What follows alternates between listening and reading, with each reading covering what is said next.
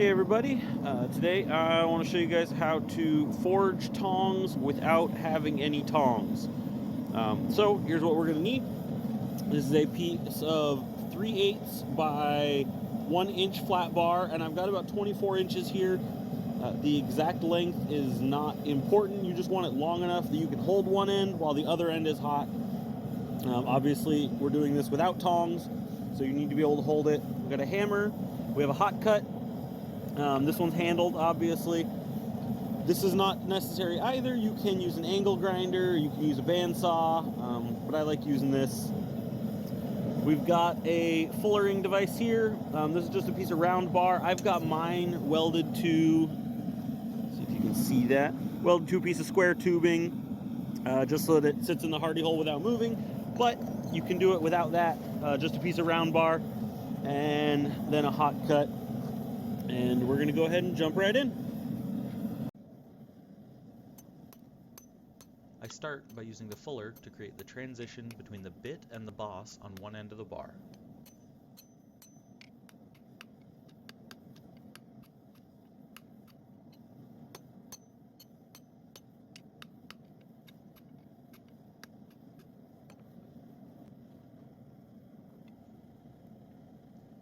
Next, I flip the bar around and repeat the process on the other end. It's important in this step to make sure that each end has the fuller placed on opposite sides, which I'll show you here in just a second.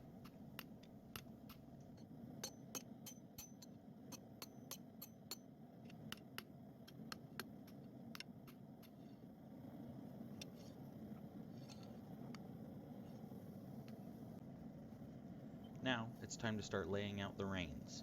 For this, I'm going to take a chisel and mark down the middle of the bar. This will make it a lot easier to keep my cuts straight when I come back with my handled hot cut chisel in the next step.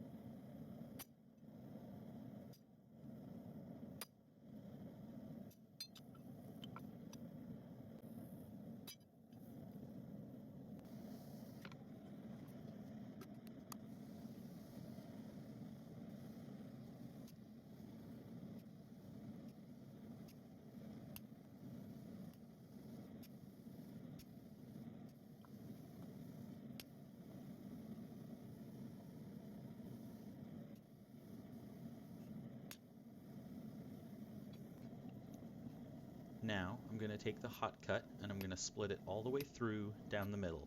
This is going to create both reins at the same time by using half the width of that bar, and it also creates the shoulder to transition from the boss to the reins.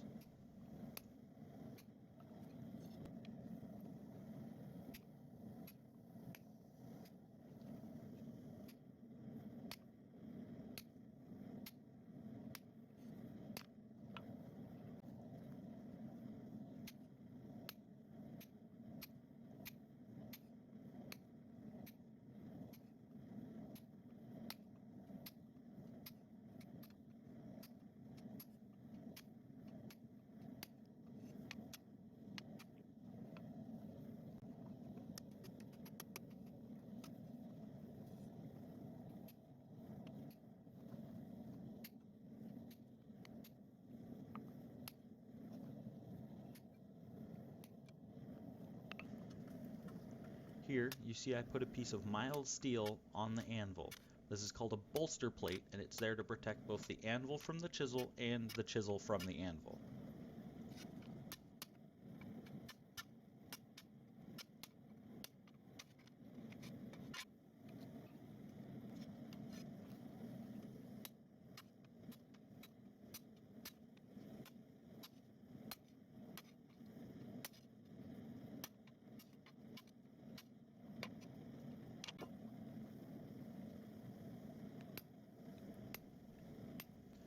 You can do all this cutting with a cutoff wheel on an angle grinder or a bandsaw if you have one, but I like using the hot cut so that I can show you how it can be done without using any power tools.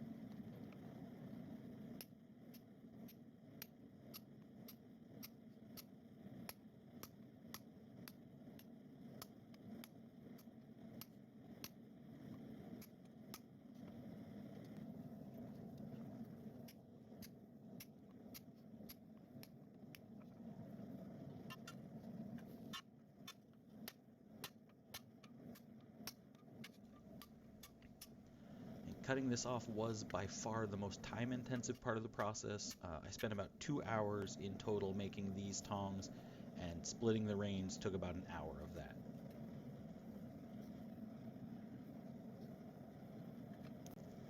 After getting the reins split, I'm going to cool off the bit end in the snow, and then I'm going to heat up the reins so that I can straighten those out and start working on them.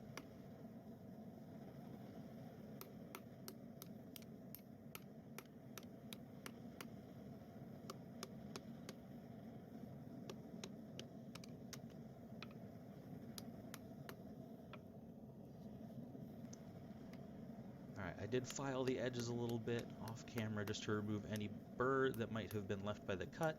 Now I'm going to come back to the anvil and I'm going to forge on the end of the reins just to get them down to a clean square and then round it out so that they're comfortable in the hand.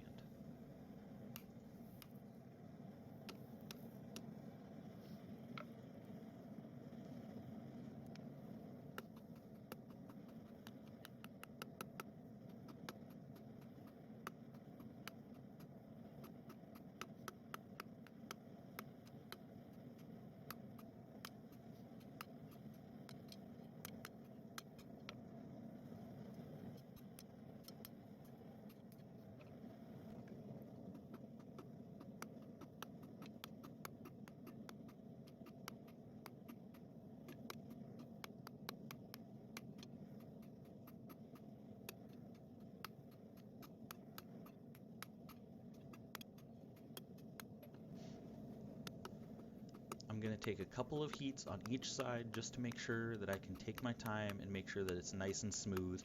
It's important that when you're going to be making something that you're going to be holding in your hands like this for a long time, you want to make it so that it doesn't hurt your hand. A little bit of discomfort at first will really start to add up over time.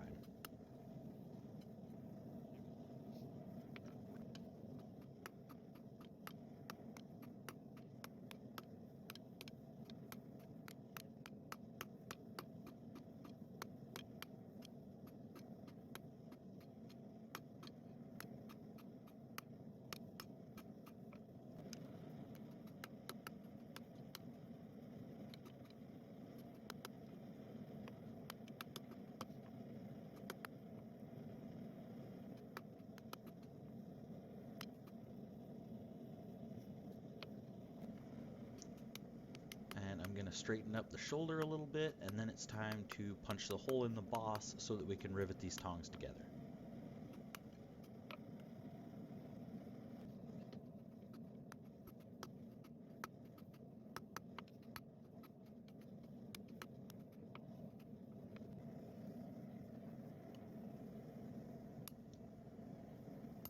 punch the hole, I'm going to take a round punch and drive it a little over halfway through the boss.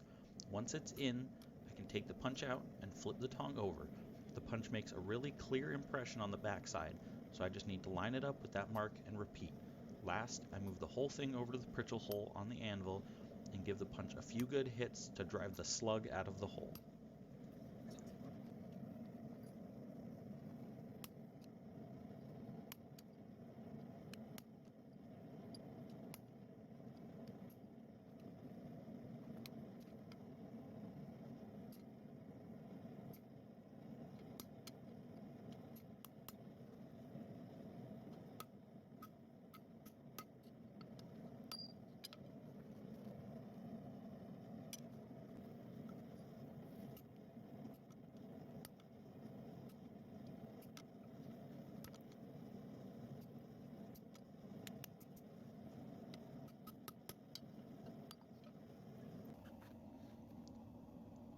After getting both holes punched, I'll take each piece over to the vise and lock it in, using a twisting wrench to bend the bit 90 degrees.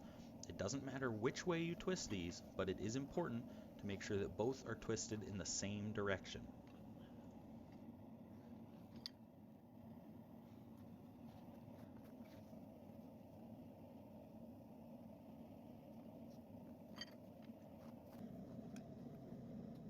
Next, we need to make the rivet. For this, I'm going to start with a piece of 1/2-inch square bar, long enough that I can hold one end while I heat up the other end.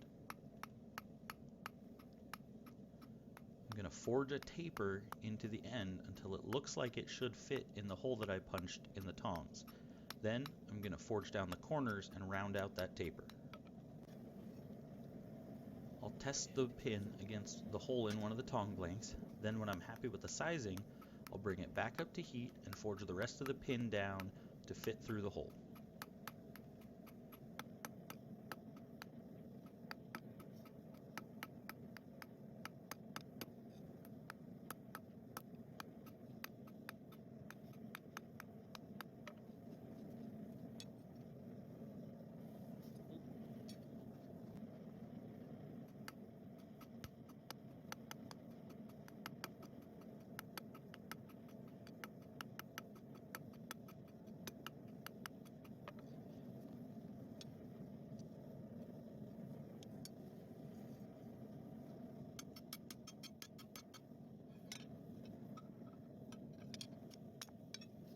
Next, when I'm happy with the fit, I'm going to use the Hardy Hot Cut, and you can see I'm going to rotate all the way around so that I can cut this pin off most of the way, but not quite all the way. That way I can use the rest of the bar as a handle once this is hot. While the pin is heating up again, I'm going to take both sides of the tongs and line them up on the anvil so that when the pin comes out, I can slide it right in and twist the bar off. A couple hits to make sure the pin is fully seated, and then I'm going to flip it over and pin down the other side. This is going to lock those tongs together. Once the pin is in and the tongs are locked together, it's important to make sure that the tongs are going to work loose. They're going to be really tight, but you just got to keep moving them and they'll get easier to use over time.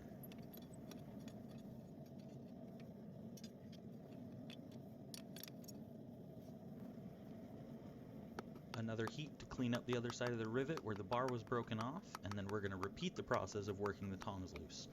I use a little bit of oil sometimes, as that can help if you've got a really stuck set of tongs. The oil gets in there and will help work them loose a lot easier.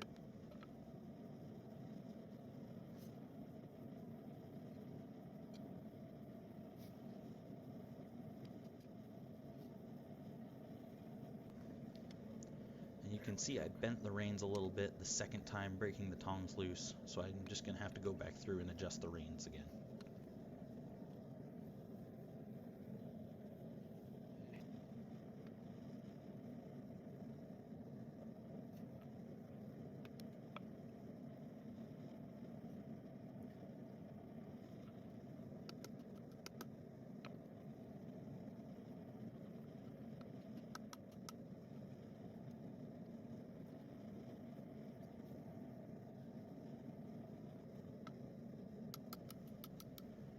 The last step in making any new set of tongs is to adjust the bit to fit the thickness of material you're going to be using them for. I'm adjusting these tongs for a 3/8 inch flat bar, the same steel I used to make them, so that I can use them for holding the starting material of making my next set of tongs.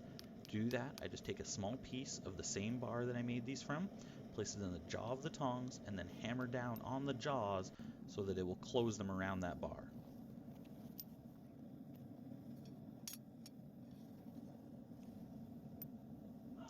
Now that everything's cooled down, I have a set of tongs for holding that 3/8 bar, and I can use these tongs to make my next set of tongs.